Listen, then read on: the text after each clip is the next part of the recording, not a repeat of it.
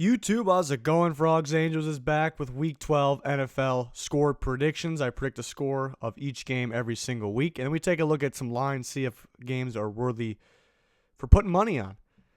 So right before we get into it here, check out our Twitter. There's also a link in the description, Frogs_Angels. From here on out, every Tuesday, I'll update my playoff and Super Bowl predictions on there, and I do live game analysis on there as well. So please check out our Twitter. But let's get into the scores here. And these Thanksgiving games, actually, if you look at the first link in our description, it's a FanDuel link. And if you're familiar with the Thursday Night Million contest, it's basically fantasy football for the Thursday night games. But for Thanksgiving, it's for all the Thanksgiving games combined into one. There's more slots for position players. It's going to be a lot of fun. I'll make a separate video on that. I think it's just going to make the Thursday Thanksgiving games that much more fun to watch. But yeah, I'm picking the Lions to beat the Bears 23-20. And honestly, I don't know if the quarterback really matters to me. It sounds like Chase Daniel will play, but my gut feeling was kind of telling me the Lions either way. I think the Bears are the much better team. I think they can win this game with or without Trubisky, but kind of a gut feeling. I don't know if I would put money on this NFC North battle here. Currently, the Lions are getting 2.5 points. That could change based off the Trubisky thing, but I think the Bears have been winning games because of their defense and skill position players other than quarterbacks. So, and offensive line's been playing pretty darn well. So, I mean, they can still win this game. I just got a feeling about the Lions. I got them winning by 3. Redskins, Cowboys. I got the Cowboys winning 21-17. Even though Colt McCoy, the backup quarterback, is in Colt McCoy, I think they make it close. I think they can cause multiple turnovers, and that could be the difference in this game. Cowboys are -7. I wouldn't take them for that many points, but it is a little risky too because you don't really know what you're going to get from Colt McCoy. He looked good subbing in last week, but it kind of takes a lot out of a team, knowing that your leader is out here so soon on a Thursday, and it could take a lot out of them going into this game. But that's why it's probably another game I wouldn't touch. Saints, I got winning 34-20, another big win. I think the Falcons can score some points in this one. Saints defense has been very impressive lately. I think the Falcons score some points, but clearly not enough. Saints are -12.5, so I have them winning by 14. So, I mean, you make the call on that one. Double-digit spreads. I try to stay away from them unless I really like the team getting the points. That's just my take. But the way the Saints have been playing and they're home, you're talking about short week. You look at who's healthier, who has the better coaching staff, who gets prepared better. All those fall under the Saints, every single one of them. So if there was one that double digits that I would look at, it may be this one. Feel a little more comfortable. It was around 10, 12.5. You make the call. So far, I don't really like any of these games. Jags 20, Bills 14 is what I got. Let's see what the line is. Jags -3.5. Yeah, I kind of like the Jags in that one. It's a little close, but -3.5 points. They better win this. They better win this game. Really. I know if you're putting money on it, they can win by more than 3.5. I think this is a game they gotta win. It could be very low scoring. I have it somewhat low scoring. I think Fournette could have a good game. Looks like he's starting to come back. Josh Allen's first game back. I think he's solid quarterback. I think he's got a great future, but first game back could struggle a little bit, especially against such a great, I think not great, but very good Jags defense. I still think it's pretty darn good. So it's realistic that the Bills score even 7 points, 10 points. So I do like the Jags -3.5. Don't love it, but I like it. Browns 23, Bengals 27. I think this game will be somewhat close. Another division game that could be scary. -3 for the Bengals. I got to win by 4. I probably wouldn't touch it. I think Baker could go off in this game. Maybe it's enough for them to win. Maybe they score more than 23. Bengals defense gives up some yards, but they could force a turnover here and there, even score on it. So -3, it's a tricky one. -3, I got them winning by 4. Patriots 30, Jets 14. Bye week for the Patriots. I think they come back to being the real Patriots. Now this is the time where here on out, they focus in. I think it's a well-coached team, obviously. So here on out through the playoffs, I think we see the real Patriots starting right here. What do we got for line? -9.5. I kind of like it. I kind of like it. I got them winning by, 16 points. So, as you can see, I kind of like it. Just under that double-digit mark. I think the Patriots take care of business here. The Jets Jets have looked pretty bad the last few times they played, so I like the Patriots. Minus 9.5. Giants 20, Eagles 26.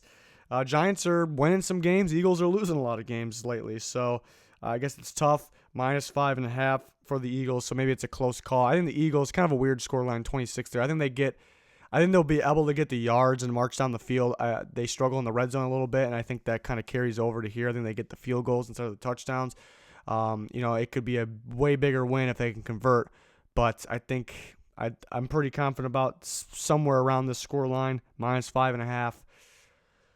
If I had to pick one, it would be the Eagles, but it's a close call. Very close call.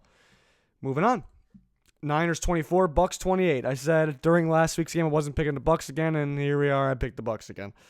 Minus 3.5. I have them winning by 4. It's just two teams you don't know what you're going to get. Mainly the Bucks quarterback situation. You just don't know what you're going to get. We know Winston's starting. He looked pretty good at the end of the game last week on the comeback, almost comeback. There's still a part of me that believes Winston can play.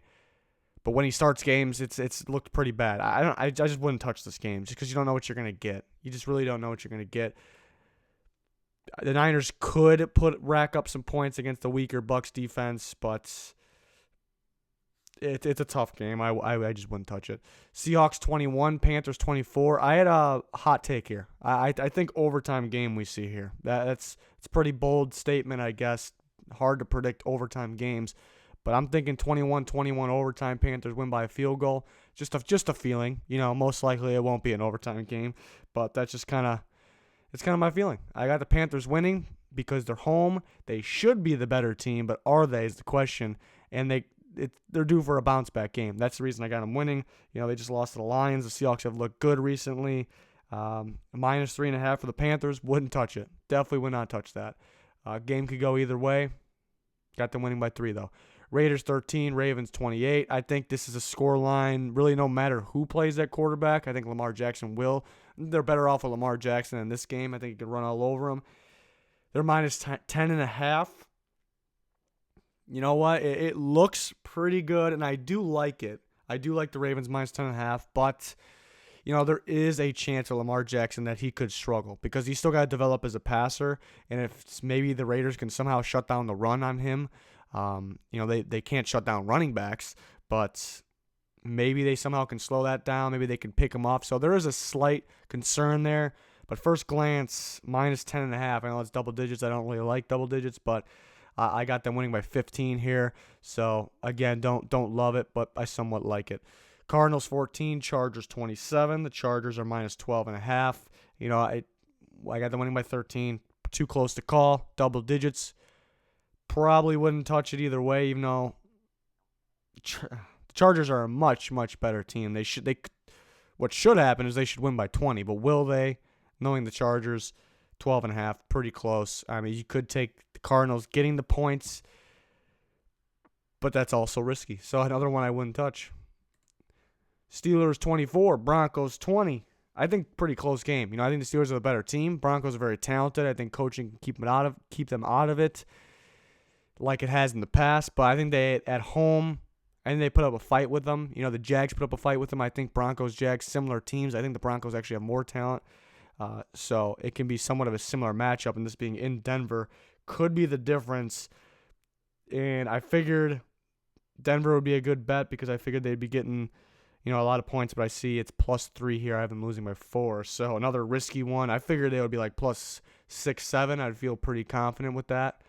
But I guess I was wrong there. I guess Vegas thinks it's going to be pretty close as well. Dolphins 17, Colts 28. Colts minus 7.5. I have winning by 11. It looks really good. This looks like a real good one to take Colts minus 7.5. Could be a setup game, though. All this hype about the Colts, everything we've seen here. Looking at the NFL this year, this could be the moment where it's a surprise, and the Dolphins even win this game. I'm picking the Colts because I think they're the better team and they're rolling, but it's just something this year in the NFL would do to us. But first glance here, minus 7.5, it looks pretty darn good for the Colts. I like it. I don't love it. A lot of those this week, and a lot of the ones I wouldn't touch. Packers, Vikings, another one I wouldn't touch. NFC North rival game. You never know what's going to happen in this game. The Vikings are home. They have more talent on a more complete roster. They don't have Aaron Rodgers, though. I mentioned they're home. That's big time on Sunday night. But the Vikings can't play on Sunday night, it seems like. So that's why it's kind of back and forth. They are getting Anthony Barr back, which is big time. They're -3.5. Yeah, that half a point. That half a point's big, I think, there. I think if the Packers lose, I think they'll lose by a field goal at the most. I have it a 1-point game. I think it's going to be that good of a game. I think they can lose by a field goal. I think it gets close. Maybe it's not close the whole game or somewhat close, but maybe it's not a 1-point or 3-point game the whole game, but down at the end, I think it will be. So +3.5, the Packers. That half a point makes a huge, huge difference. So you could consider that. I wouldn't put money on it, but it's definitely, it's not a bad one. At 3.5 there for the Packers. Kind of got to keep an eye out on some of those injuries for the Packers, too. They kind of developed some more of them the last week or two. And the Vikings have had injuries all year. It looks like they're getting some guys back, like Anthony Barr. So we'll see. Titans and Texans, I already know I'm not touching this one. I just had a gut feeling about the Titans on Monday night. They played very well against the Cowboys on Monday nights. Mariota played very well. It seems like they play the games you expect them to lose, they play pretty darn well. The games you expect them to win, they play terrible. So that's just kind of how the Titans are. My gut feeling, if Mariota plays, was the Titans in a close one. I think their defense brings the pressure. You know, the Texans' offensive line was kind of, before the season, was kind of known it's going to be the worst offensive line, period. But it ended up being not nowhere near the worst. It still wasn't good, but nowhere near the worst. I think the last couple weeks, it's starting to get back down there towards the bottom. And the Titans, they're not going to sack Watson a lot, but I think they can get pressure to cause him to throw a pick or two. I think Mariota plays well if he plays. You know, we've seen him come off injuries back in the games and play very well. I think it can happen here. If Gabbert plays, I'm taking the Texans, no doubt about it. But the line being Houston -6, I said I wasn't touching it, but if Mariota plays, everything checks out. It sounds like it was just a stinger. So, I mean, I've had a stinger before. The first report was elbow. Then it was just a stinger in the neck back area. You know, it's scary when it first happens, and they were getting their asses kicked to the Colts. So they, just to be safe, and they kind of knew the game was over, they take him out. That's my thoughts on it. He'll be 100% if all these reports are true. You know, at first it was elbow stinger, and, you know, he's losing feeling in his fingers once again, which he had. That's a different story because obviously he's got to grip the ball and throw it. So we kind of need to hear more. But from what I heard, I'm thinking he's 100%. I like Mariota on Monday night in a huge game. Titans maybe the most inconsistent team, not just really of the year. They've just been an inconsistent franchise over the years, it seems like. I don't know. It seems like they've always been that team when you start to get on the Titans train. You know, they just beat up somebody really good. This year's example would be the Patriots, and then they just really let you down. And, you know, they do the opposite. They let you down, you think the season's over, and they go and win. So it just seems like how the Titans have been for the last few years. It's been really, really strange. +6, pretty good amount of points if Mariota's 100%, which I think he might be. We'll see. We'll see. So that's my scores. Let me know your guys' thoughts, your favorite games of the week. Again, the Thanksgiving games have their very own fantasy on FanDuel. I'll do a separate video for that. First link in the description. You can win some money with that. It's a lot of fun. Just makes their Thanksgiving football even more exciting. But again, I'll do a separate video on that. So subscriber goal is 10K subscribers. Please help us get there. A lot of big things happening at or around 10K. And then please click that like button. Much appreciated. If you do that, don't forget to follow our Twitter, frogs_angels. A lot of good stuff on there. Link in the description. That's going to do it for this one, though. Thanks for watching. Stay tuned for more. Goodbye.